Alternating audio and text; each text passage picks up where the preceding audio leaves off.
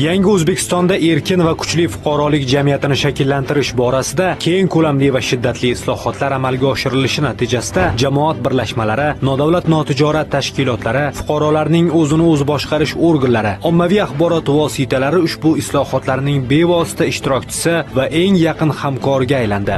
Mamlakatimizda sohada amalga oshirilgan ishlarni tahlil qilish va uni yanada rivojlantirish bo'yicha takliflar ishlab chiqish uchun an'anaviy fuqarolik jamiyati haftaligi o'tkazilmoqda. Tadbirlar noyabr oyining ikkinchi yarmida respublikaning barcha hududlarida va 1-5 dekabr kunlari esa Toshkent shahrida bo'lib o'tadi. Haftalik doirasida Oliy Majlis palatalari, Adliya vazirligi rahbariyati bilan uchrashuv, nodavlat notijorat tashkilotlari milliy forumi, xalqaro konferensiya, nogironligi bo'lgan shaxslar tomonidan tayyorlangan mahsulotlar yarmarkasi, nodavlat notijorat tashkilotlarining muhim tashabbuslarini moliyaviy qo'llab-quvvatlash maqsadida maqsadlar loyihalar aksiyasi, fuqarolik jamiyati institutlarini rag'batlantirishga qaratilgan fuqarolik jamiyatini rivojlantirishga qo'shgan hissasi uchun ko'krak nishoni, fuqarolik tashabbusi milliy mukofoti, fuqarolik jamiyatini rivojlantirishga hissa qo'shgan eng yaxshi davlat organini taqdirlash marosimi kabi tadbirlar o'tkazilishi rejalashtirilgan.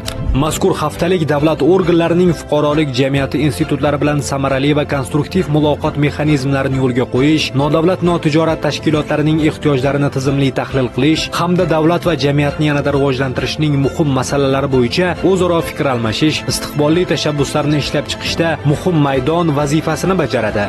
Fuqarolik jamiyati haftaligida siz ham faol ishtirok eting.